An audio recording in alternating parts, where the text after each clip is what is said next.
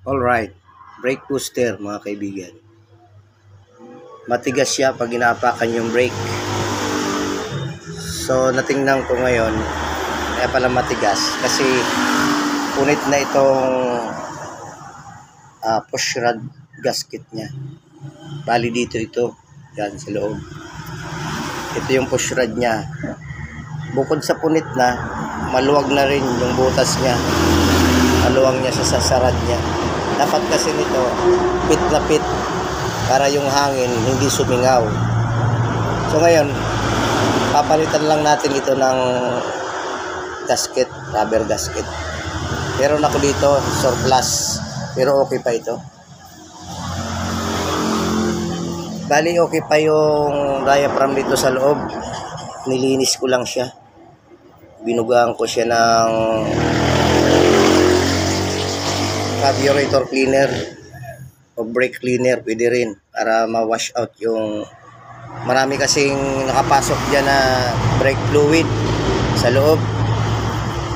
Nakakuha ko dyan ng isang baong brake fluid, so nilinis ko yung sa loob. So ngayon papalitan natin ito. Ito na yung papalit nating surplus lang siya pero maganda pa. Okay pa itong gasket niya para yan dito sa push rod. Ito yung kanyang push rod. Yun ang tumutulak sa brake master. Ito yung washer niya para dyan. Itong luma ito, nilinis ko lang. Tsaka itong lock niya, lock washer niya. Pinaka-lock niya may mga ngipin.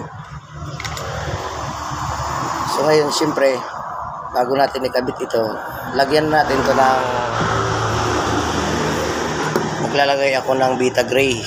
Ito, nagpapahirang ko ito dito para sure ball, para walang singaw. Yan. Lagyan natin ito ng Vita Gray.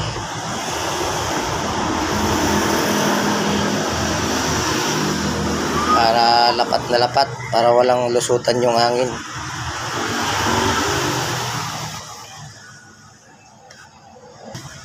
Nakiusap kasi may-ari sa akin na kung pwede daw i-repair na lang o remedyohan na lang muna kasi wala siyang budget pa. Papalitan naman daw niya ito kung nagkaroon ng budget. Sabi ko, pwede rin. Gawa natin ng paraan, sabi ko. Nare-repair naman, sabi ko yan. Bali, brake booster ito ng owner. May owner din siya, parehas ng owner ko. Pero hindi siya stainless, yung galvanized lang siya. Saka gasolina yung makina. 4K, yung sa akin, diesel yun. So ngayon, nilalagay ko na itong, unahin ko itong washer. Lagyan rin na rin natin ng kunting Vita Gray para wala rin singaw.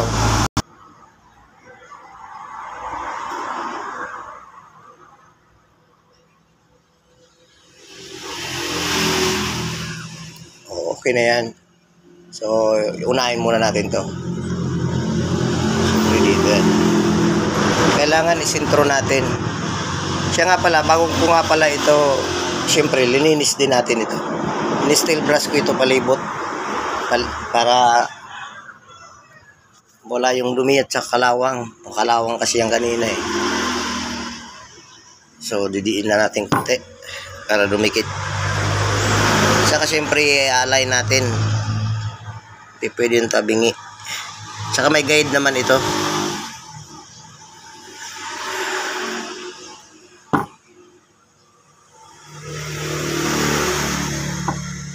Next, kakabit na natin itong rubber gasket. Yan. Didiinan din natin. So, tingnan nyo, pit na pit siya sa butas, yung rod niya, yung push rod niya, walang singaw. Hindi katulad nitong dati na malaki na yung butas. So, singaw ng hangin dyan. So, ito okay na okay. Kapit-kapit.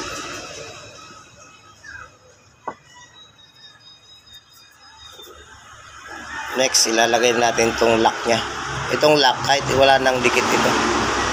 Lock na ito para di lumabas. Pusa naman ito maglalak kasi. Dididiinan natin para mag-lock. Saka maglalak na lang yan pag nakabit na yung master nya.